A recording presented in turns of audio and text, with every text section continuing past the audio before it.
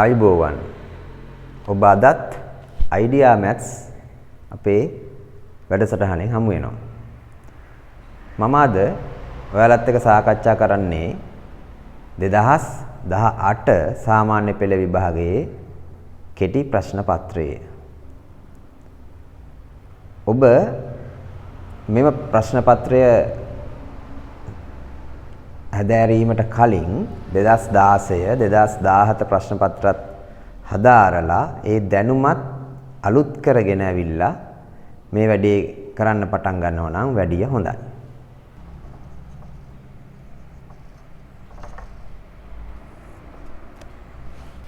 මේකේ පළවෙනි ප්‍රශ්නයෙන් තියෙනවා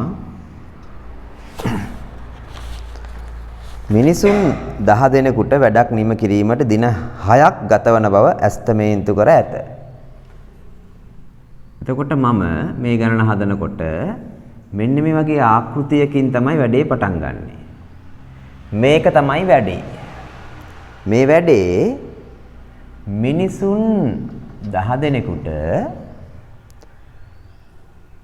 දින 6ක් ගත වෙන වැඩක්. එහෙනම් මේ වැඩේට ගතවන කාලය අපි ගත්තොතින් 10 වරක් 6 60යි මිනිසුන් සහ දින අපි කියනවා ඒකට ඒකකය මිනිස් දින 60ක්.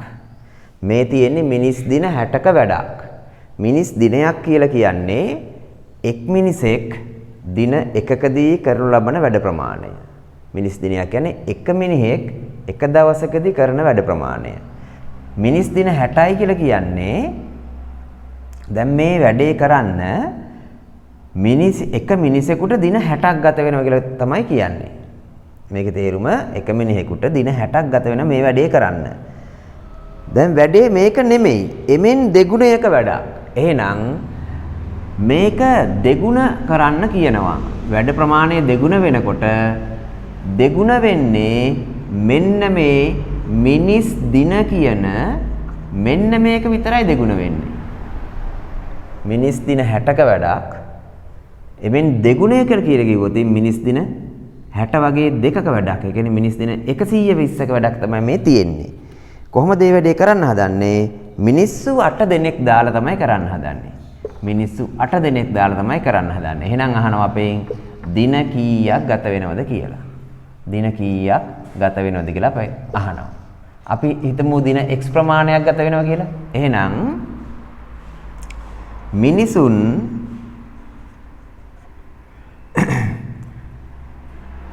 8 දෙනාට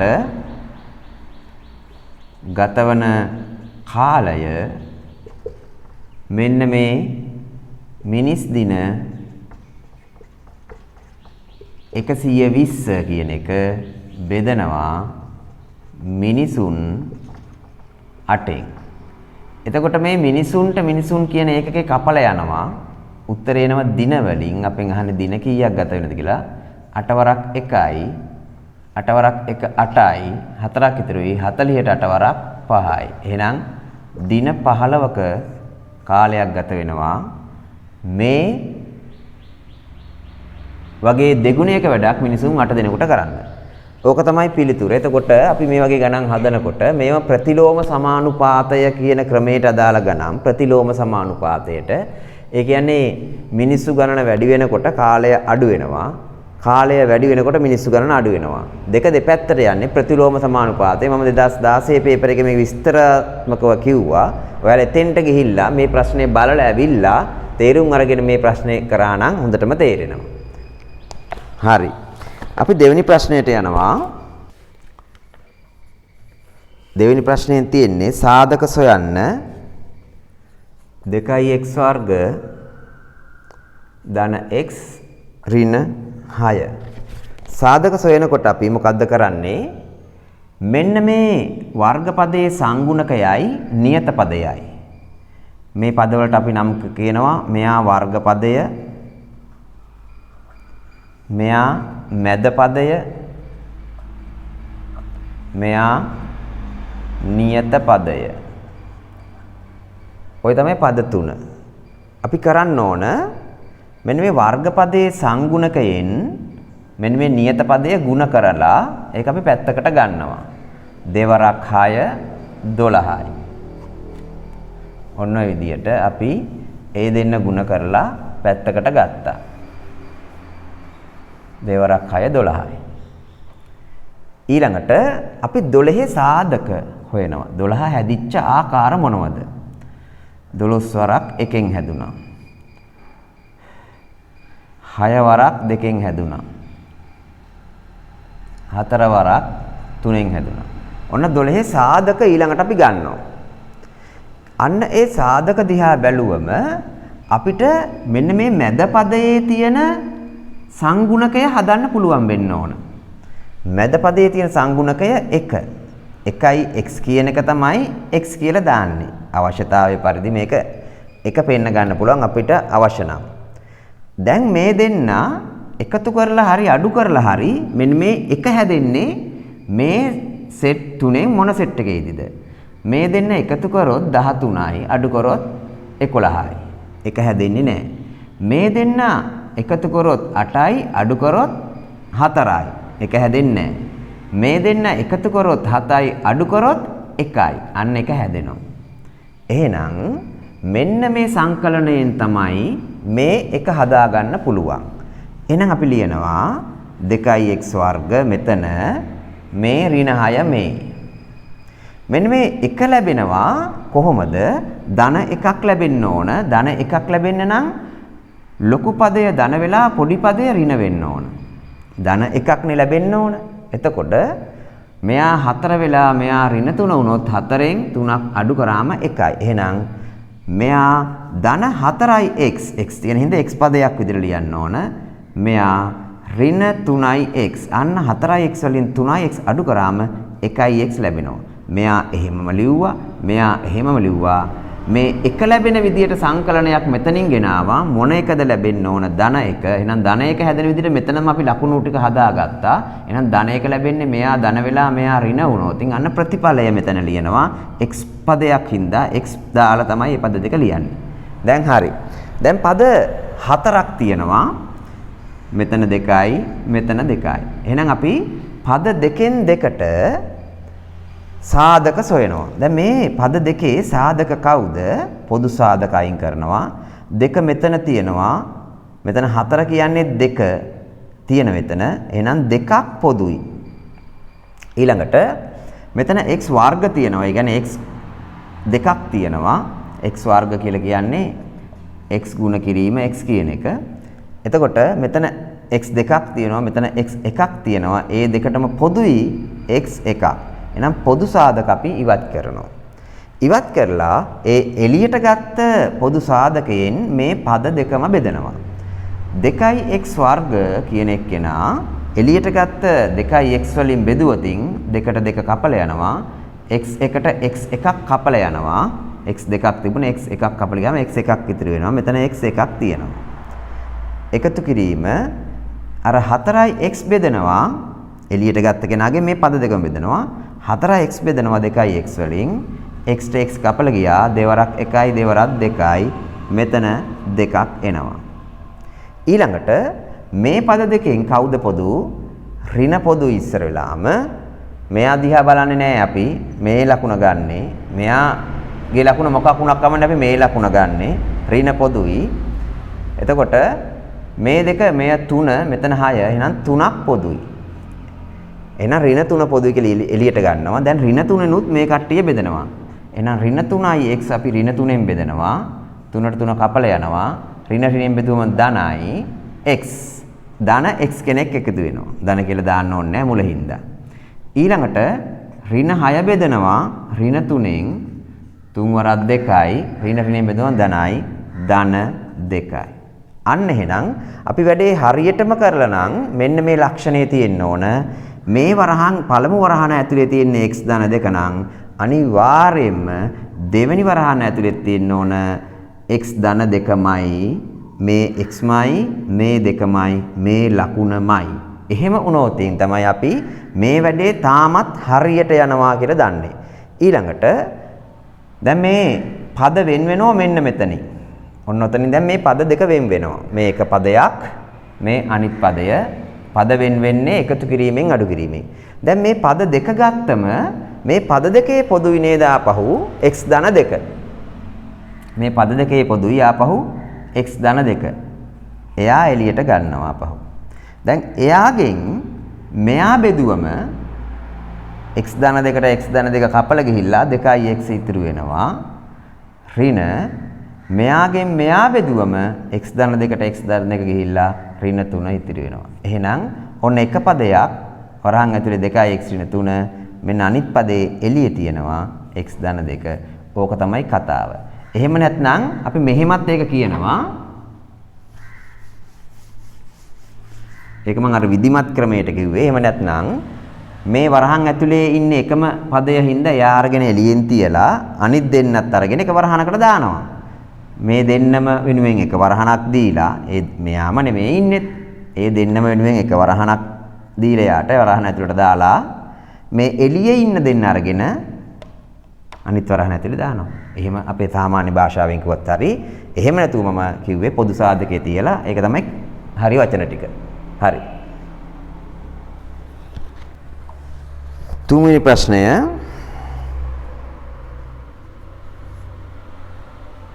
අපිට රූපයක් අඳිනවා. මෙතන 80යි මෙතන x මෙතන 3x. අපෙන් අහනවා දී ඇති තොරතුරු අනුව x යගේ සොයන්න. අපි දන්නවා මේ ත්‍රිකෝණයක අභ්‍යන්තර කෝණ තුනේ එකතුව අංශක 180යි. එහෙනම් මේ x-ට මේ 3x එකතු කරලා මේ අංශක 80 එකතු කරාම මේ තුනේම එකතුව අංශක 180යි. මොකද්ද හේතුව? ත්‍රිකෝණයක අභ්‍යන්තර කෝණවල එකතුව. අපිට ප්‍රමේයයක් සඳහන් කරන්න පුළුවන් හැම වෙලාවටම ඒ ප්‍රමේය ලියන්න මේ ප්‍රමේයය හින්ද තමයි අපි මෙහෙම කාරණයක් ලියන්න දන්නේ. ඒකින්ද මේ ප්‍රමේය ලියන්න ඕන. එතකොට අපි මේක සුළු කරනවා. මෙතන 4x එනවා. එක වගේ දෙන්නෙක් එකතු කරා ධන 80 සමානයි 180යි. 4x සමානයි 180න් මේ ධන 80 අඩු කරා එහා පැත්තේ ගියන් ඍණ 80යි. 180න් 80ක් ගියාම 100යි. 4x කියන්නේ 100යි. x හොයන්න මේ පැත්ත 4ෙන් බෙදනවා මේ පැත්තත් 4ෙන් බෙදනවා. x ලැබෙනවා 100 4ෙන් බෙදුවම අංශක 25යි. එහෙනම් අපෙන් අහන්නේ x යගේ සොයන්න. එහෙනම් x කියන්නේ අංශක 25යි. හතරවෙනි ප්‍රශ්නය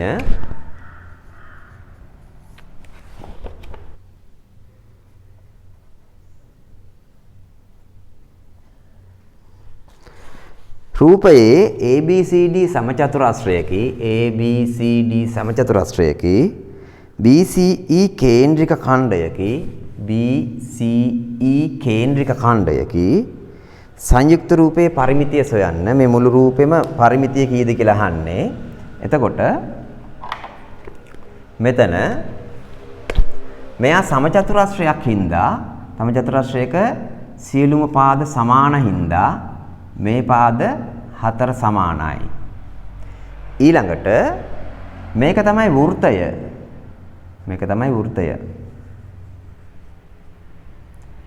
එතකොට මේ වෘත්තයෙන් කෑල්ලක් තමයි පේන්නේ අපිට. එහෙනම් මේ සම්පූර්ණ වෘත්තය තිබුණා නම් මේ කේන්ද්‍රය, මේ අරය, මේ අරයක්. එතන මේ අරය කීයද? ඒක 7ක් වුණා. සමචතුරස්‍රයේ පාදයක් වෙලානේ. ඒ 7 නම් මෙතන තියෙන්නේ. අරයන් සමාන හින්දා මේ 7යි මෙතනක් තියෙන්න ඕන. එතකොට දැන් අපිට මෙයාගේ පරිමිතිය හොයනකොට, මෙයාගේ වටේ දිග හොයනකොට A B E C D A පටන් ගත්ත තැනටම එන්න ඕන. ඊළඟට අපිට තේරෙනවා කෙටියෙන් ගියොතින් 7 1යි 2යි 3යි මේක ගණන් ගන්නේ නැහැ. වටේ යනකොට මේ ධාරය යවෙන්නේ නැහැ අපේ අතින් මේ. මේ දාරේ යවෙන්නේ නැහැ. එතකොට 1යි 2යි 3යි 4යි. 7ේව 4ක් අහු වෙනවා අපිට. එතකොට ඊට අමතරව මෙන්න මේ CE ඡාප දිග හම්බ වෙනවා අපිට. 7ේව 4යි CE ඡාප දිගයි ගියාම වටේ ගිහිල්ලා. මෙතන 28යි CE ඡාප දිග කියන්නේ මේ වෘත්තය 2πr කියන වෘත්තයේ පරිදියෙන් හරියටම අංශක 90ක කෑල්ලක් තියෙන්නේ 360න් 90යි. මේ අංශක 90කට අදාළ ඡාප කොටසක් තියෙන්නේ. මේ මුළු වෘත්තයම තියෙනවා නම් ඔහොම මේ අංශක 90කට අදාළ කෑල්ලක් තියෙන. ඒ කියන්නේ හරියටම 4න් පංගුවයිනේ. එතකොට මෙතන 28 ධන 2යි π කියන්නේ 7න් 22යි r කියන්නේ අරය 7යි මෙතන 4න් මේ 1යි මෙතන 4න් 1යි 360න් 90යි කියන්නේ 4න් 1යි. එතකොට මේ 4ට මේ 7 කපලා යනවා දෙවරක් 1යි දෙවරක් 2යි ආපහු මේ 2ට 1යි 22ට 11යි. එහෙනම් මේ සම්පූර්ණ ප්‍රතිඵලය විදියට එන්නේ 11ක්. ඊළඟට මෙතනින් 28ක් එනවා. එහෙනම් 8යි 1යි 9යි 2යි 1යි 3යි 39යි ඒකකය සෙන්ටිමීටර. එහෙනම් පරිමිතිය 39යි සෙන්ටිමීටර. 5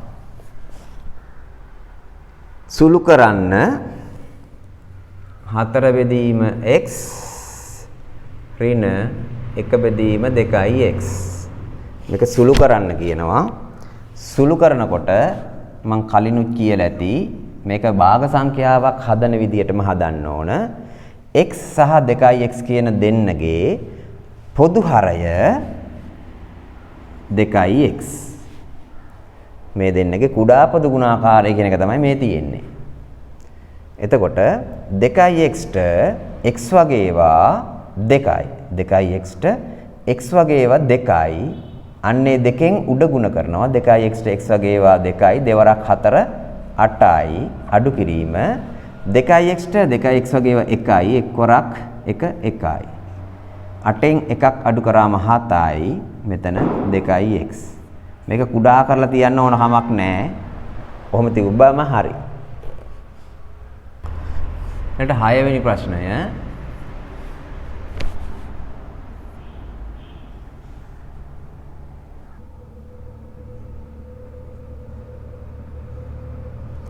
රූපය ඔහොමයි තියෙන්නේ. රූපයේ ABC සරල රේඛාවකි. දී ඇති තොරතුරු අනුව DAB මෙන්න මෙයා කීයද කියලා තමයි අහන්නේ. අපි දන්නවා සමද්විපාද ත්‍රිකෝණ ගැන. සමද්විපාද ත්‍රිකෝණ ගැන අපි මොනවද දන්නේ? සමද්විපාද ත්‍රිකෝණයක් කියන්නේ ත්‍රිකෝණයක පාද දෙකක් සමාන නම් ඒක සමද්විපාද ත්‍රිකෝණයක්. මෙන්න සමද්විපාද ත්‍රිකෝණයක මෙන්න මේ සමාන පාද දෙකට මේ සමාන පාද දෙක තමයි මෙහෙම දක්වලා තියෙන්නේ. මේ සමාන පාද දෙකට මෙන්න මේ සම්මුඛ කෝණ දෙක අනිවාර්යෙන් සමානයි. මෙයා x නම් මෙයත් x. එහෙනම් සමද්විපාද ත්‍රිකෝණවල සමාන පාදවලට සම්මුඛ කෝණ සමානයි. එහෙනම් අපි ගත්තම මේ BCD සමද්විපාද ත්‍රිකෝණයක්. මේ පාද දෙක මෙයට මෙයයි සමානයි කියලා තමයි දීලා තියෙන්නේ. සමද්විපාද ත්‍රිකෝණයක්. එහෙනම් සමද්විපාද ත්‍රිකෝණයක ඒ සමාන පාද දෙකට සම්මුඛ කෝණ දෙක සමානයි. එහෙනම් මෙයාට ඉස්සරහා ඉන්න මෙයා සහ මෙයාට ඉස්සරහා ඉන්න මෙයා සමානයි. මෙයාට ඉස්සරහා ඉන්න මෙයා 30 නම් මෙයාට ඉස්සරහා ඉන්න මෙයාත් 30. එහෙනම් මෙයා 30යි.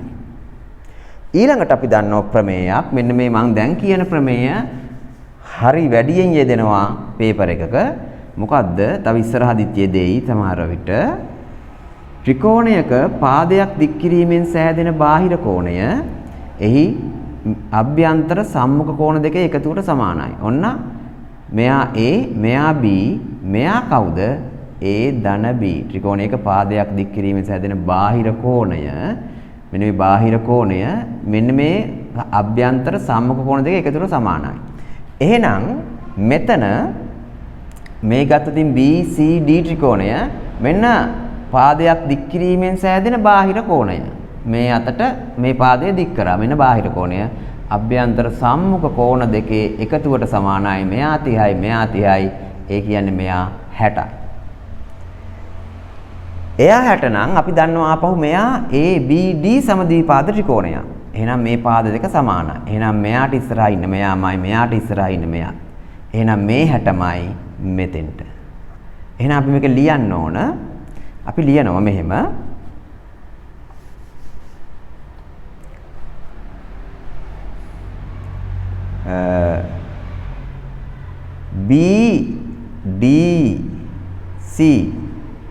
BDC සමානයි අංශක 30යි.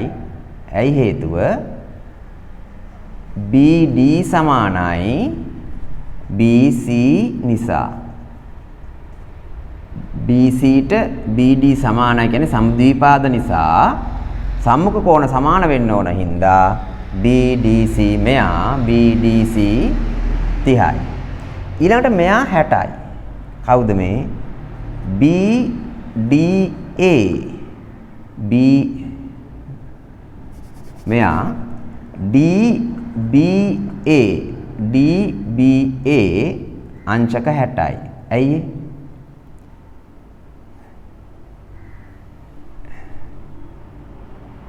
BCD ත්‍රිකෝණයේ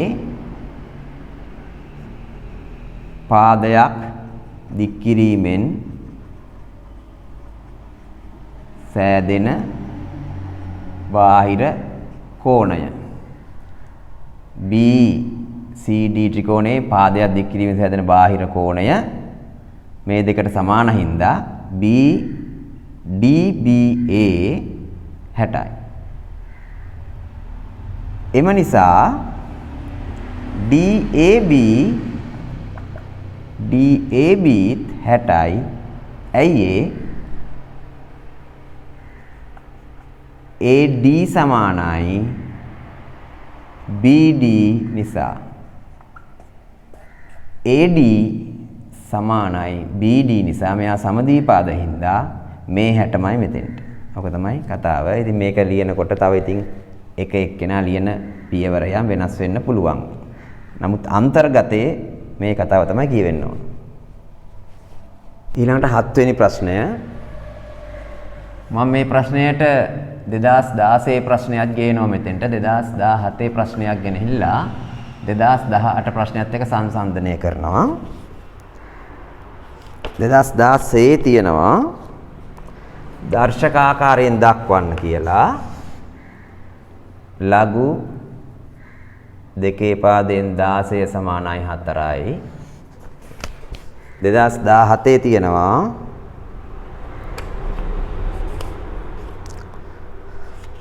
ලඝු ගණක ආකාරයෙන් දක්වන්න කියලා. 3 4 සමානයි 81යි. 2018 තියෙනවා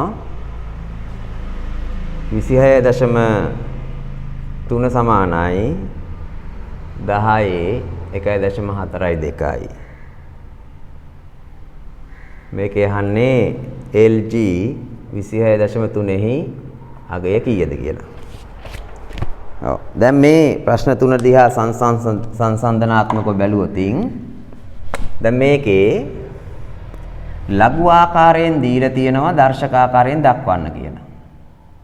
මම කිව්වා ලඝු වල පාදයමයි දර්ශකවල පාදයත්. එහෙනම් පාදය වෙනස් නැහැ. පාදය ලිව්වා. ඊළඟට ලඝු වලින් දීලා දර්ශක වලින් ඇහුවොතින් පාදය එහෙමම ලියුවා. අනිත් සංඛ්‍යා දෙක මාරු කරන්නකෝ තියෙන තැන. එහෙනම් 4 මෙතෙන්ට ඇවිල්ලා 16 මෙතෙන්ට ගියා. ප්‍රශ්න ඉවරයි. ඊළඟට දර්ශක ආකාරයෙන් දීලා ලඝු වලින් ඇහුවොතින් දර්ශකවල පාදයමයි ලඝු වල පාදය. මේක ලඝු 3 පාදය. මං කිව්වේ සංඛ්‍යා දෙක තියෙන තැන් දෙක මාරු කරාම හරි කියලා. 81 මෙතෙන්ට එනවා 4 මෙතෙන්ට ගියාම හරි. දැන් මෙතන පාදය දීලා නැහැ. අපිට ලඝු දෙකේ පාදය නම් ලියන්න ඕන. ලඝු දෙකේ කියලා ඔහොම ලියන්නම ඕන. ලඝු තුනේ පාදය නම් ලියන්න ඕන. ඔහොම ලියන්න ඕන. ලඝු 10 පාදය අපි ඔහොම ලියන්න ඕන. හරිනම් අපිට අවස්ථාව දීලා තියෙනවා ඒක විතරක් ලියන්න කෙටි කරලා LG කියලා. LG කියලා යම්කිසි වෙලාවක ලිව්වොත් ඒ වෙන කවුරුවත්ම නෙමෙයි ලඝු 10 පාදය. එහෙනම් මේ LG කියලා මම ලියලා තියෙන්නේ මොකද්ද? ලඝු 10 පාදය. ලඝු 10 පාදයෙන් 26.3යි කියලා කියන්නේ කවුද? ලඝු 10 පාදයෙන් 26.3යි කියන්නේ කවුද? මෙන්න මෙයා. 1.42. මේ සංඛ්‍යා තුනනේ මේ සැරිසරන්නේ. මේ සංඛ්‍යා තුන තමයි මේ තුන් පොලේ ඉන්නේ කොච්චරවත්ම. මේ සංඛ්‍යා තුන තමයි මේ තුන් පොලේ ඉන්නේ. එතකොට දැන් මෙයාගේ පාදය කවුද? 10 පාදය. අන්න පාදයේ තියෙන තැන පාදය තිබ්බා. එතකොට මේ දීලා තියෙන්නේ ශෛලිය මේ ශෛලියට දීලා තියෙන්නේ. නේ? 10 1.42 කියන්නේ 26.3යි. මේ දීපු ශෛලිය තමයි මේ තියෙන්නේ. 3 පාදයෙන් 4යි කියන්නේ 81යි. 10 පාදයෙන් 1.42 කියන්නේ 26.3යි. එහෙනම් 10 පාදයෙන් 26.3යි කියන්නේ 1.42යි. එතකොට අපි මේ LG 26.3යි කියලා කියන්නේ මේකතන ඇතුලේ තියෙනවා LG කියන ඇතුලේ ලඝු 10 පාදය කියන අදහස. එහෙනම් 26.3යි කියන්නේ කවුද සංඛ්‍යාව මේක. එහෙනම් උත්තරය ඕක අපෙන් ඔහොම නෙවෙයි අහන්නේ ඔන්න ඔහොමයි අහන්නේ. එහෙනම් LG 26.3යි කියන්නේ 1.42යි මේ අපිට හුරු රටාවට නොහුරු දේ ගන්නවා අපි මේ එකම දේ කියලායි මට පෙන්වන්න ඕනකම තියෙන්නේ. එකම දේ මේ තියෙන්නේ අපි අර සංඛ්‍යා තුන තමයි තුන් පොලේ තියන්නේ. පාදය වෙනස් නොකර පාදයේ ඒ විදිහටම තියලා මේ සංඛ්‍යා ටික තියන්න තියෙන්නේ. මේ සංඛ්‍යා තුන තමයි මේ තියෙන්නේ. මේ සංඛ්‍යා තුන තමයි මේ හැමතැනම එහාට මෙහාට කරන්නේ. එතකොට අවබෝධයෙන් ඒක කරාම මේ ලඝු 10 පාදයෙන් 26.3යි කියන්නේ කවුද? මෙයා.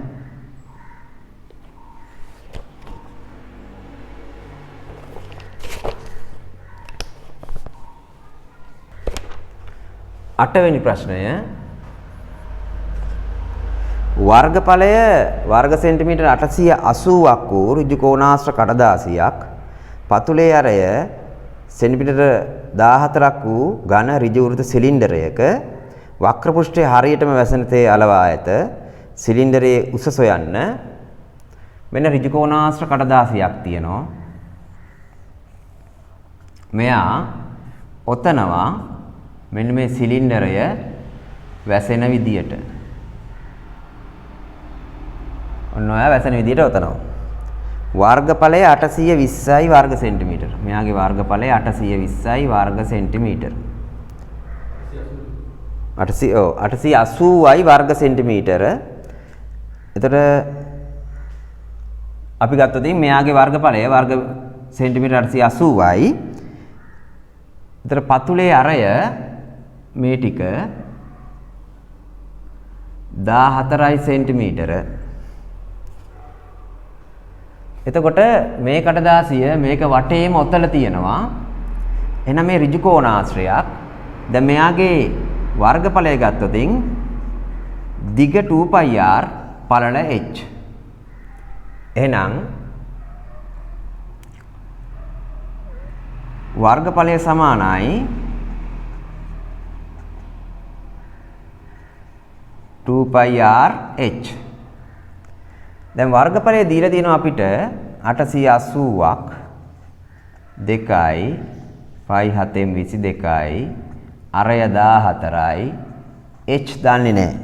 අපෙන් අහන්නේ h කීයද කියලා. මෙන්න මේ h අහන්නේ. එතකොට 7 වරක් 1යි 7 වරක් 2යි දෙවරක් 22 44යි 44 වරක් 2 88යි 88යි h සමානයි 880යි 88න් බෙදනවා දෙපැත්තම h සමානයි 10යි. එහෙනම් උස 10යි සෙන්ටිමීටර. අර අන්තිම උත්තරේ ලියනකොට පැහැදිලිව ඒක ලියන්න ඕන. අපිට මැදදී සුළු කරන්න අකුරු දාගෙන අපේ පහසුවට වැඩ කරාට අවසාන උත්තරේ දෙනකොට කොච්චරවත්ම යාලා ඉල්ලන විදියට දෙන්න ඕන ඒකකත් එක්ක. එහෙම එකක් මම කොච්චරවත්ම කරනවා යාලට පේනවා. ඒ දේ ඉගෙන ගන්න. ඊළඟ 9 වෙනි ප්‍රශ්නය.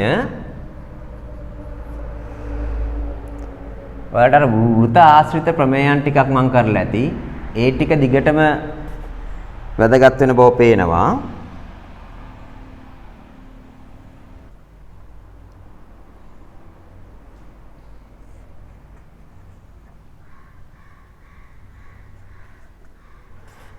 ABCD යන වෘතය මත පිහිටි ලක්ෂ්‍ය 4කි. ABCD යන වෘතය මත පිහිටි ලක්ෂ්‍ය 4කි. දී ඇති තොරතුරු අනුව DEC මෙන්න මෙයා කීයද කියලා තමයි අහන්නේ. අපි දන්නවා පළවෙනිම ප්‍රමේය වෘතයක එකම ඛණ්ඩයේ කෝණ විශාලත්වයෙන් සමානයි. අපි ගත්තොත් මෙන්න මේ CD කියන ඡාප කොටස මෙන්න මෙහෙම ආපාතනය කරන කෝණ දෙකක්. CD මගින් මෙතන ආපාතනය කරන මේ කෝණයමයි CD කියන ඡාප කොටස වගේ මෙතන ආපාතනය කරනවා. ඒ කියන්නේ මෙන්න මෙයා 15යි. අපි ඒක ලිව්වොත් DAC සමානයි අංශක 15යි එකම ඛණ්ඩයේ කෝණ. එකම ඛණ්ඩයේ කෝණ හින්දා මෙයා අංශක 15යි. ඊළඟට දැන් අපි අර මං කලින් කිව්වා ආපහු මේ ප්‍රමේයයන් දිගින් දිගටම යෙදෙනවා කියලා ත්‍රිකෝණයක පාදයක් දික් කිරීමෙන් සෑදෙන බාහිර කෝණය එහි අභ්‍යන්තර සම්මුඛ කෝණ දෙක එකතුවට සමානයි. මෙන්න ත්‍රිකෝණය AED ත්‍රිකෝණයේ පාදයක් දික් කිරීමෙන් සෑදෙන මෙන්න මේ බාහිර කෝණය මෙන්න මේ අභ්‍යන්තර කෝණ දෙක එකතුවට සමානයි. එහෙනම් DEC සමානයි මෙන්න මේ කෝණ දෙකේ එකතුවට. කවුද කෝණ දෙක? EAD ධන කවුද මෙයා? ADE. මොකද්ද? ත්‍රිකෝණයක පාදයක් දික් කිරීමෙන් සෑදෙන බාහිර කෝණය සමානයි අභ්‍යන්තර සම්මුඛ කෝණවල එකතුව. ඒ අදහස එන්න ලියුවම හරි. එතකොට දන්න බව දන්නවා. DEC මෙයා ලැබෙනවා. EAD කියන්න 15යි. ADE කියන 40යි. එතකොට මෙතන 55යි. එහෙනම් DEC කියන්නේ අංශක 55යි. 10 වෙනි ප්‍රශ්නය.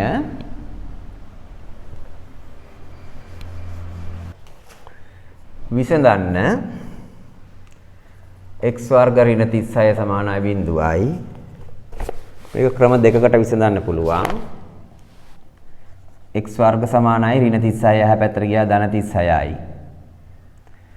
x සමානයි වර්ග පදයක් එහා පැත්තට ගියාම වර්ගමූල ධන හෝ ඍණ. x සමානයි ධන හෝ ඍණ 6යි. ඒ කියන්නේ x සමානයි ධන 6 හෝ x සමානයි ඍණ 6යි. ඔක එක ක්‍රමයක්. එහෙම නැත්නම් අපිට තව හදන්න පුළුවන් x වර්ග ඍණ 36 සමානයි බිඳුව නම් මේ වර්ග දෙකක අන්තරයේ සාධක විදියට මේක ලියනවා. මේ 6 වර්ගය සමානයි බිඳුවයි. එතකොට මම මේක ලියනවා x ඍණ 6 x ධන 6 සමානයි බිඳුවයි. වර්ග දෙක අන්තරයේ සාධක ලියනවා. වර්ග දෙකක අන්තරයේ සාධක එකක් මේ පද දෙක ඍණ විදියට අනිත් එක මේ පද දෙකම ධන විදියට. දැන් මේ පද දෙකේ ගුණිතය බිඳුව නම් ඒකේ තේරුම එක්ක මෙයා සමානයි බිඳුව හෝ එහෙම නැත්නම් මෙයා සමානයි බිඳුව වෙන්න ඕන. පද දෙකක ගුණිතය බිඳුව නම් එක්ක මෙයා බිඳුව වෙන්න ඕනේ. එහෙම නැත්නම් මෙයා බිඳුව වෙන්න ඕන. දැන් මෙතනින් මෙයා විසඳනවා මේ සරල සමීකරණය x සමානයි ඍණ 6 පැත්තට ගියාම ධන 6 හෝ මෙතනින් විසඳනවා x සමානයි ධන 6 පැත්තට ගියාම ඍණ 6යි. එහෙනම් මේ උත්තර දෙකම තමයි තියෙන්නේ. මේක ධන දැම්මද නොදැම්මද කියලා ප්‍රශ්නයක් නැහැ. ධන 6 තමයි තියෙන්නේ. 11 වෙනි ප්‍රශ්නය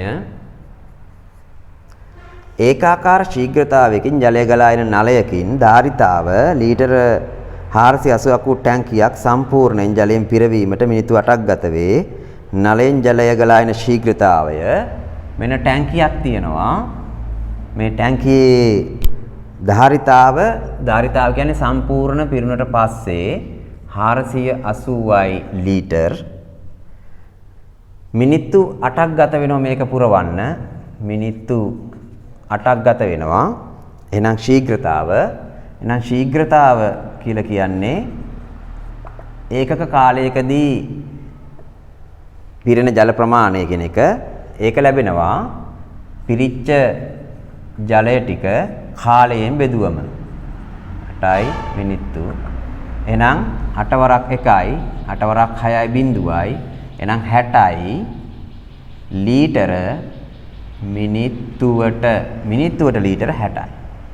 මේක යට තියෙන දෙයක් දර්ශකයේ උඩට ගේනකොට දර්ශකවල ලකුණ මාරු වෙනවා ඍණ වෙනවා.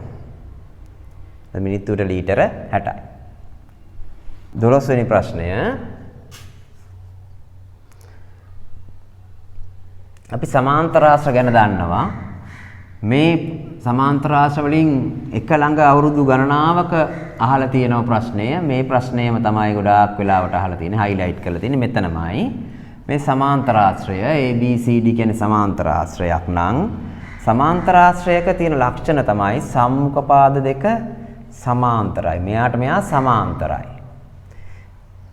මෙයාට මෙයා සමාන්තරයි. ඒක ලක්ෂණයක්. ඊළඟට සම්මුඛ පාද සමානයි. මේ පාදයට මේ පාදයේ සමානත් වෙනවා. මේ පාදයට මේ පාදයේ සමානත් වෙනවා. ඊළඟට සම්මුඛ කෝණ සමානයි. මෙයාමයි මේ විතරක් නෙමෙයි. මෙයාමයි මේත්. ඊළඟට තව එකක් තියෙනවා. මම මෙයාමයි මේ අඳින්නේ. තව ලක්ෂණයක් තියෙනවා.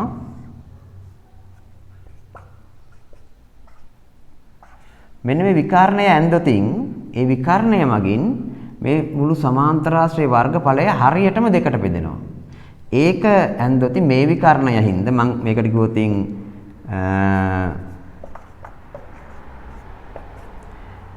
BD විකර්ණය හින්දා වර්ගඵලය සමච්ඡේදනය හරියටම දෙකට බෙදෙනවා.